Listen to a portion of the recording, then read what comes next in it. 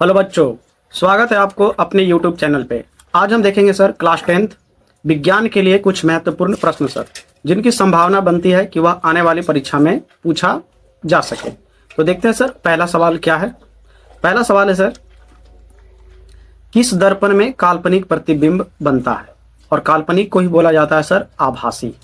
तो आपसे ये भी पूछा जा सकता है कि किस दर्पण में आभासी प्रतिबिंब बनता है। तो चलिए सर इसका जवाब दीजिए। पहला ऑप्शन है सर उत्तल दर्पण, दूसरा अवतल दर्पण और तीसरा समतल दर्पण। ठीक है, उम्मीद है सर आप जवाब सोच लिए होंगे। इसका सही आंसर होगा सर डी, इनमें सभी। क्योंकि उत्तल दर्पण, अवतल दर्पण और समतल दर्पण, ये तीनों दर्पण में आभासी यानी काल्पनिक प्रतिबिंब बनता है। ठीक है सर, दूसरा सवाल देखते हैं, किसका फोकस दूरी घनात्मक होता है? ठीक है सर, किसका फोकस दूरी घनात्मक होता है? ऑप्शन ए है उत्तल लेंस, उत्तल दर्पण, दोनों या अवतल दर्पण। ठीक है, तो इसका सही आंसर हो जाएगा सर ऑप्शन नंबर सी, उत्तल लेंस और उत्तल दर्पण, ये दोनों का फोकस दूरी घनात्मक होता है। ठीक है सर, तीसरा प्रश्न है सर कि दर्पण के किस, यहां किस लिखा हुआ है सर, दर्पण के किस दिशा में बिंब रखा जाता है? बिंब यानी सर वस्तु, बिंब यानी वस्तु, मतलब जब हम दर्पण में प्रतिबिंब बनाते हैं तो वस्तु को किस दिशा में रखते हैं? बाईं ओर, दाईं ओर, दोनों या नॉट? ठीक है, तो इसका सही आंसर हो जाएगा सर बाईं ओर। हमेशा दर्पण में वस्तु बाईं ओर ही रखा जाता है। ठीक है, चौथा सवाल देखते हैं सर।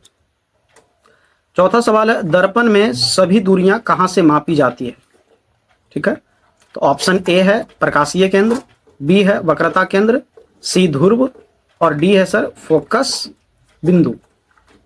तो इसका सही आंसर हो जाएगा सर ध्रुव। दर्पण में सभी दूरियां ध्रुव से मापी जाती है। ठीक है सर, पांचवा नंबर सवाल देखते हैं। पांचवा नंबर सवाल है सर, किस दर्पण में वास्तविक प्रतिबिंब बनता है? सवाल है कि किस दर्पण में वास्तविक प्रतिबिंब बनता है? तो ऑप्शन ए है सर समतल, ऑप्शन बी है अवतल और ऑप्शन सी है उत्तल और ऑप्शन डी है सभी। तो जवाब दीजिए सर इसका क्या उत्तर होगा? तो इसका सही उत्तर होगा सर अवतल दर्पण। कुछ बातें हैं, अगर यहाँ आप नोट करना चाहें तो नोट कर सकते हैं सर। अवतल दर्पण, ठीक है, इसमें वास्तविक प्रतिबिंब भी बनता है सर और काल्पनिक प्रतिबिंब भी बनता है। ठीक है, ये वाली बात। एक है समतल, इसमें सर केवल और केवल काल्पनिक प्रतिबिंब बनता है। ठीक है, और एक है सर उत्तल दर्पण, इसमें भी ना सर केवल काल्पनिक बनता है। ठीक है सर, केवल काल्पनिक। तो प्रतिबिंब से संबंधित इस बात को आप ध्यान रखिएगा सर। छठा नंबर सवाल है सर, दर्पण को पानी में डुबाने पर उसके वक्रता त्रिज्या पर क्या प्रभाव पड़ेगा? अगर वक्रता त्रिज्या के जगह फोकस दूरी भी लिख देता सर तो चलता, सेम इसका उत्तर रहेगा। फोकस दूरी भी रहेगा सर तो चलेगा। तो सवाल क्या है, दर्पण को पानी में डुबाने पर उसकी वक्रता त्रिज्या या फोकस दूरी पर क्या प्रभाव पड़ेगा? बढ़ेगा, अपरिवर्तित रहेगा, घटेगा या नॉट? तो देखिए सर, दर्पण को चाहे पानी में डुबाइए चाहे तोड़ दीजिए, उसकी वक्रता त्रिज्या और फोकस दूरी पे कोई प्रभाव नहीं पड़ेगा। इसका ऑप्शन नंबर बी हो जाएगा सर अपरिवर्तित रहेगा। ठीक है, सातवां नंबर सवाल सर।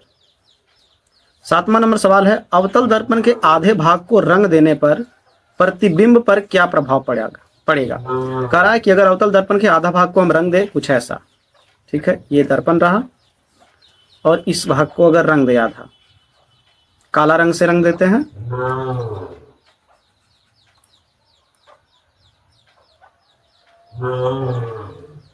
ठीक है, तो कह रहा है प्रतिबिंब पर क्या प्रभाव पड़ेगा?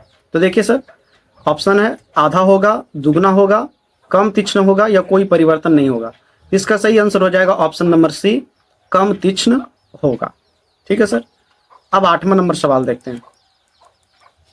आठवां नंबर सवाल है, आठवां नंबर कि सौर भट्ठी में किस दर्पण का प्रयोग होता है? ठीक है, सौर भट्ठी में किस दर्पण का प्रयोग होता है? ऑप्शन है अवतल दर्पण, उत्तल दर्पण, समतल दर्पण या सभी। ठीक है, तो सौर भट्ठी में प्रकाश को केंद्रित करना होता है सर, ताकि जल्दी से आग पकड़ ले, तो इसके लिए हमें चाहिए अवतल दर्पण। तो 8वां नंबर सवाल का आंसर हो जाएगा सर ऑप्शन नंबर ए, अवतल दर्पण। 9वां नंबर सवाल है, वाहनों के अग्रदीप में किस दर्पण का प्रयोग किया जाता है? आप वाहनों में जो लाइट लगा हुआ देखते हैं सर, ये वाला। ठीक है, तो लाइट जब टकराती है तो यूं ऐसे चली जाती है, और जानबूझ के सर हम टकरा कर ऐसा भेजते हैं ताकि प्रकाश समांतर रूप से आने का प्रयास करे, और ऐसा एक ही दर्पण में हो सकता है सर, और वो है अवतल। तो वाहनों के अग्रदीप में भी अवतल दर्पण का ही प्रयोग होता है सर। ठीक है, देखते हैं 10वां नंबर सवाल। 10वां नंबर सवाल है सर, दंत चिकित्सक किस दर्पण का प्रयोग करते हैं? मतलब दांत जांच करने वाले जो डॉक्टर हैं वो किस दर्पण का प्रयोग करते हैं? तो ऑप्शन है समतल दर्पण, उत्तल दर्पण, अवतल दर्पण या सभी। तो इसका सही आंसर हो जाएगा सर अवतल दर्पण, किसी एक जगह केंद्रित करना होता है इसलिए। 11वां नंबर सवाल। 11वां नंबर सवाल है सर, किस दर्पण में बराबर आकार का प्रतिबिंब बनता है? ठीक है, मतलब किस दर्पण में जितना वस्तु होगा उतना ही बड़ा के प्रतिबिंब बनता है? ऑप्शन ए है सर समतल, ऑप्शन बी है अवतल, सी है दोनों और डी है नॉट। तो देखिए सर, समतल दर्पण में भी बराबर आकार का प्रतिबिंब बनता है वस्तु के बराबर, और एक जगह अवतल में भी बनता है सर, और वो जगह का नाम है वक्रता केंद्र पे। तो इसका आंसर हो जाएगा ऑप्शन नंबर सी सर, दोनों। 12वां नंबर सवाल है सर, किस दर्पण में छोटा आकार का प्रतिबिंब बनता है? ठीक है, किस दर्पण में छोटा आकार का प्रतिबिंब बनता है? ऑप्शन ए है अवतल, ऑप्शन बी है उत्तल, दोनों या नॉट। देखिए सर, उत्तल दर्पण में तो हमेशा छोटा ही बनता है, अवतल दर्पण में छोटा भी बनता है बड़ा भी बनता है, तो खाली ये पूछा है किस दर्पण में छोटे आकार का प्रतिबिंब बनता है। इसका सही आंसर हो जाएगा सर ऑप्शन नंबर सी, दोनों में बनता है। 13वां नंबर सवाल। 13 नंबर सवाल है सर, कौन सा दर्पण किरण पुंज को अपसारित करता है? अपसारित करने का मतलब है सर फैलाना। ठीक है, तो आप देख पा रहे हैं ये दर्पण ही फैलाने का काम करता है सर, तो ये दर्पण का नाम है उत्तल। ठीक है, तो 13 का सही आंसर हो जाएगा उत्तल दर्पण। 14 नंबर सवाल है सर, गोलीय दर्पण के परावर्तक पृष्ठ के वृत्ताकार सीमा रेखा व्यास को क्या कहते हैं? ठीक है, अगर ये दर्पण है सर, तो ये वाला जो व्यास होता है इसको क्या कहते हैं? तो इसे बोला जाता है सर दर्पण द्वारक। तो इसका सही आंसर हो जाएगा ऑप्शन नंबर ए, दर्पण द्वारक। 15 नंबर सवाल है sir, street light, street light में किस दर्पण का प्रयोग होता है? ठीक है, स्ट्रीट लाइट में किस दर्पण का प्रयोग होता है?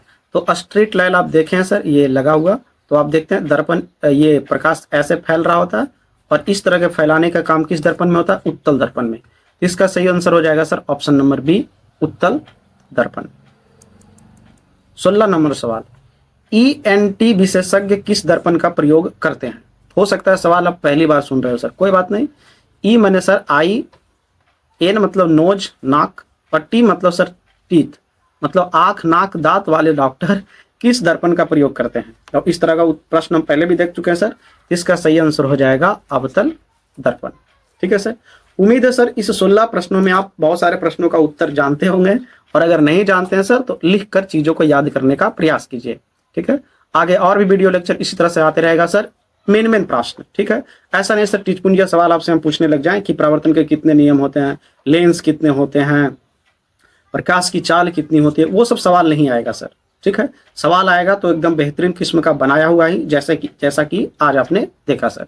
ठीक है, तो मिलते हैं अगले वीडियो लेक्चर में सर, तब तक के लिए जय हिंद।